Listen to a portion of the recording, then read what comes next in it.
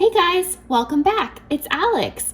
I made two delightful treats for St. Patrick's Day. We got some Lucky Charm bars here, and then, if you like chocolate and mint, boo, these are for you. They're chocolate cookies with peppermint frosting and a ganache, or better known as Grasshopper Cookies. So if you like treats, hit that like button and follow along, and I'll show you how I made them. Okay, so in a pot, I have half a cup of salted butter melted. Now I'm going to add the marshmallows. So we have 8 cups of miniature marshmallows, and then we're gonna stir those up to melt them. All right, we have the marshmallows in the pot. We're just going to stir until they're all nice and gooey and melty. When it looks like this, when it's all nice and melted and ooey and gooey, give it a sniff. It smells amazing.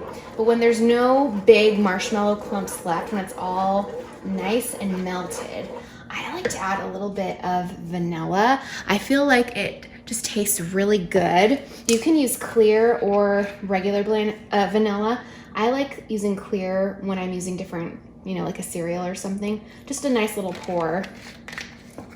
And then just kind of stir that in. Make sure it's nice and incorporated.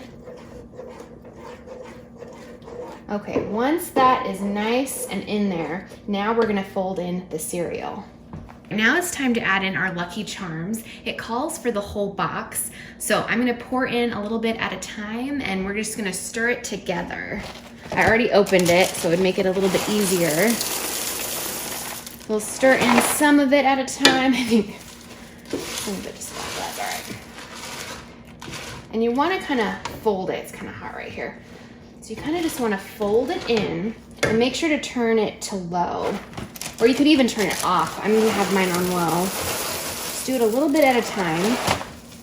Kind of folding it in. Make sure it's nice and incorporated with the marshmallow butter mixture. I love Lucky Charms. I haven't had these in so long. I'm kind of excited to eat these. All right, that's the whole box. So let's slowly kind of make sure it's nice and incorporated here. We're just gonna keep doing this until everything is nice and has a coating of that marshmallow mixture. Now it's all nice and evenly combined. All of the Lucky Charms cereal is nicely coated with the marshmallow mixture. So now what we're gonna do is pour it in a 9x13 pan that's already greased. I already sprayed it, and we're gonna let it do its thing. I'll show you what it looks like in one sec. I just turned it out into the 9x13 pan. I sprayed my little spatula here with a little bit of cooking spray. You gotta work a little bit quick because you don't want it to set like this. So you want it to look kind of nice. So you just kind of make it into the shape of the pan, kind of nicely pushing down, trying to make it look as even as you can. And you can kind of, once it gets in the shape, you can take your time. But since it's nice and hot, we don't want it to stick and stay in a weird shape. So I'm gonna do this and make it beautiful, and I'll show you how it looks. All right, so here we go. I pressed the edges, and it doesn't have to look perfect. It's okay. It's a gooey, delicious mess right now. So you're gonna want to set it for about 30 minutes to an hour, just room temp. You can just leave it out on a cooling rack, and then you can cut into them and eat them. Delicious. For the cookie recipe, we'll be using 1 Devil's Food chocolate cake food mix. We'll be needing 1/2 cup of oil and 2 eggs. For this recipe, you will be disregarding the back of the box instructions and ingredients because we're just using it for the base of our cookie. So let's get going here. I already opened my cake mix. So again, we're just using the mix, the whole mix from the box.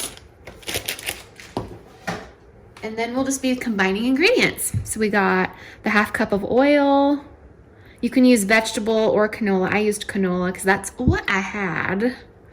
And then we got 2 eggs. We'll just put that in. And then we're gonna mix it up. I've mixed the dough. It should look like this. You don't want to over mix it, but at the same time, you don't want any oil or eggs to be just floating around in there. So this is what it looks like. This is perfect. Now on a cookie sheet, you can use one of those Silpat liners or parchment paper. I'm going to use parchment paper today, and I've already set my oven to 350 degrees. Next, we're going to just put the dough on the cookie sheet. Here's where you can kind of get creative if you want to have really small, like little mini cookies, if you want kind of bigger cookies, whatever you want to do. I'll show you how I'm going to do it. I'm just going to do probably 1 to 2 tablespoons per cookie. We'll look and see what that looks like. I got my handy dandy cookie scoop here, so I'm going to be using this. I'm going to see how big they are, because we're going to be spreading this yummy mint, peppermint green frosting on the cookie. Oh yeah, that's a nice size. Perfect. So I'm just going to put those down,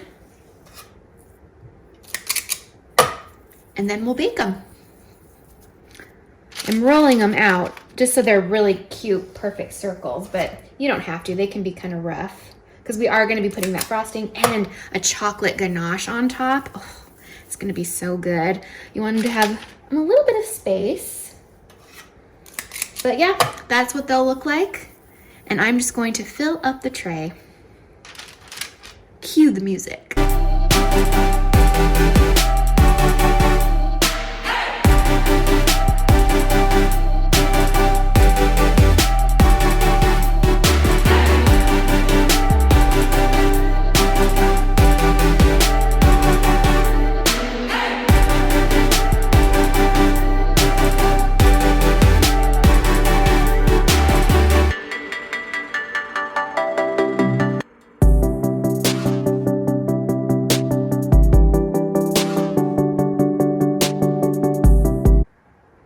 All right, I just took these out of the oven. They don't spread too much. They stay really nicely in shape, but when you roll them out like this, they kind of stay very nice and circular. So I'm gonna let these rest on the cookie sheet just for a couple of minutes so they can continue cooking. You don't wanna overbake them because they do not taste good. So I'm just gonna let these cool, and then we'll do the frosting. I let the cookies cool on the actual baking sheet for a couple of minutes, and they got really nice and they just kind of finished cooking. So now I'm letting them cool on a little cooler's baking rack.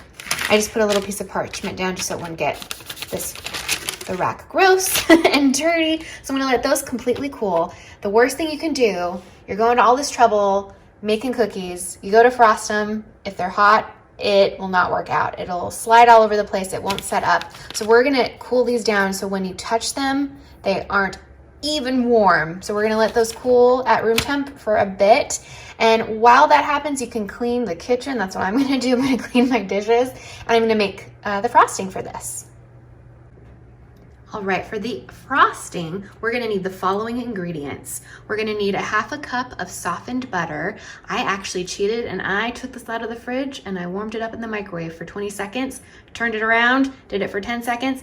It's soft to the touch, so we're in business. We'll also need, let's see, what else will we need there? We got some milk. We'll need 2 tablespoons of milk. We'll need 2 cups of powdered sugar. We'll need some peppermint extract, some green food coloring, and I like to add a little bit of clear vanilla as well. I'm a fan of vanilla in baking. Sometimes when it doesn't call for it, I just add a little bit, and I think it makes it taste even more delicious.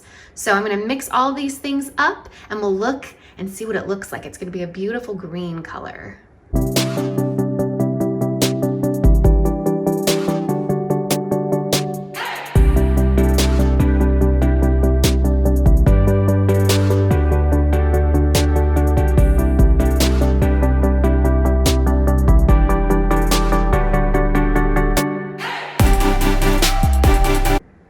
And a hot tip about powdered sugar, if you are going to the trouble to make a frosting for a cookie for scratch, please do yourself a favor and get a brand new powdered sugar, a little box, a bag, whatever you can find. If it's been like a year since you've opened your last one, you might not want to use it for frosting. It tastes stale and it brings down the cookie. We're using a cake box for the cookie, which is kind of nice and easy, but we're elevating it by making our own frosting and ganache. So if you go to the trouble to make those things, use fresh ingredients. It's always way better than old. I just put in half of the amount of the powdered sugar it calls for. When you're making frosting, you kind of have control over the consistency if you want it to be thinner, thicker, whatever you'd like. So I beat the butter, you saw me, for a little bit just to kind of make it nice and soft. And then I added half of the amount of the powdered sugar. Now, this is kind of what it looks like. It looks quite yellow, but don't worry, we're not done yet. I'm gonna add in the rest of the powdered sugar and the liquids, and we'll see what the consistency looks like. You can always add more powdered sugar if you want it thicker, and more milk if you need to thin it out.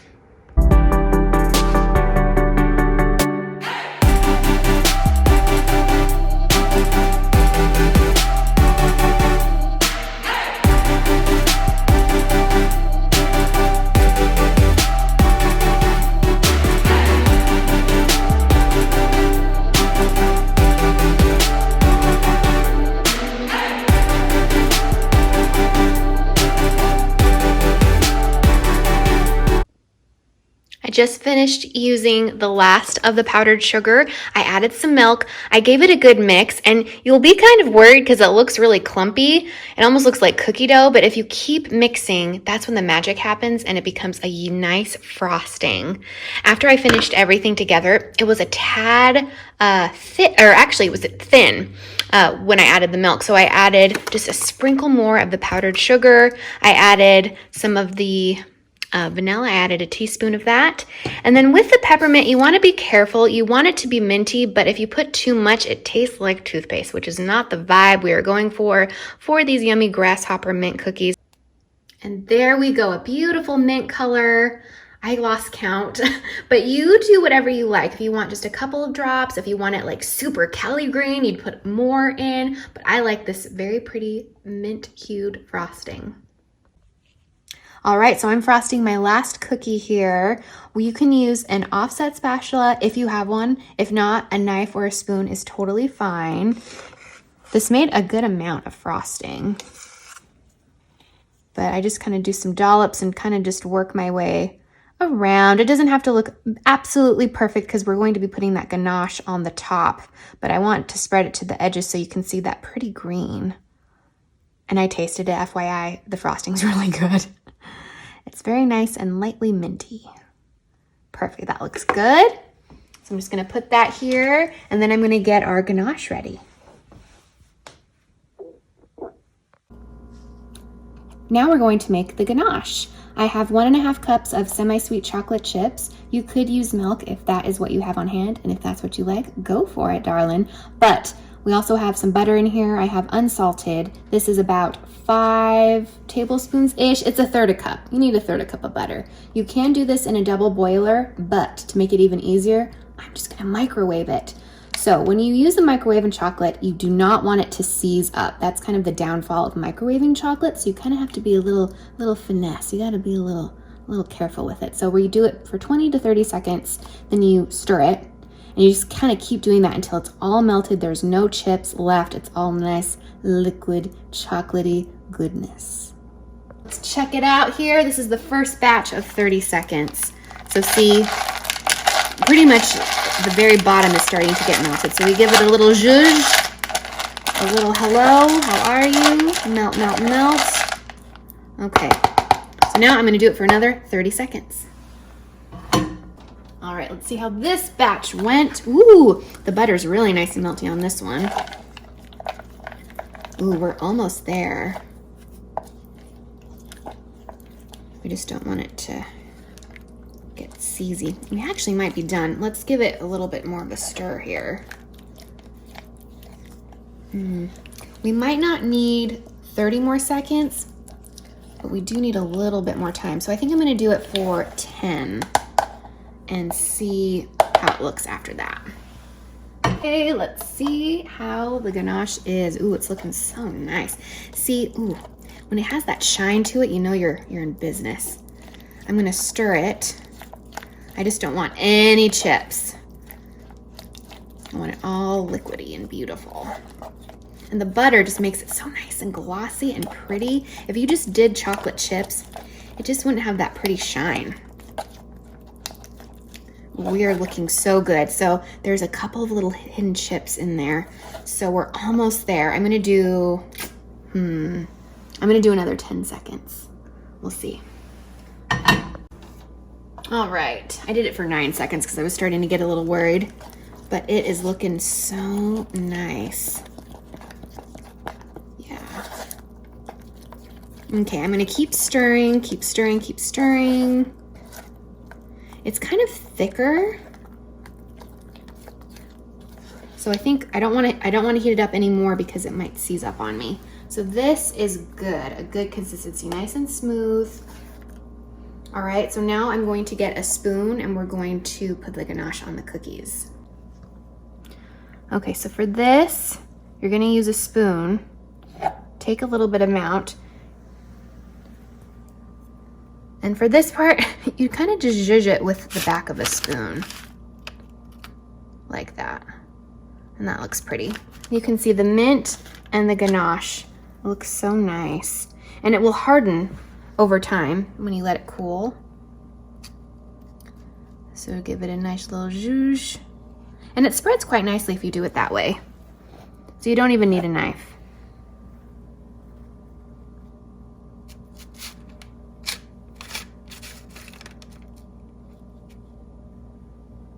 And I'm just gonna keep doing these until we're all done. All right, we got the ganache all over on the cookies. They'll set up, so if you want to just let them cool at room temperature, it'll set up over time and harden, and it'll be a nice little chocolate layer on the cookie, but they look delicious. I'm very excited to try them. All right, and this is what they look like. We got the Lucky Charm bars. I love that you can see all the nice marshmallows. If you get in the side there, they look like cute little rainbows. So if you like Rice Krispie treats, you will like those. And then we have our Grasshopper cookies. Look how delicious those are. Chocolate mint, lovers unite. I hope you guys have a great St. Patrick's Day, and please, if you end up trying one of these or both, let me know how you like it. Bye, guys. Hey there, how are you doing? Do you want to watch one of my other videos? You should do that, boo. Oh, do you want to go watch? Maybe like this video, subscribe, go down below. Hope you have a great day.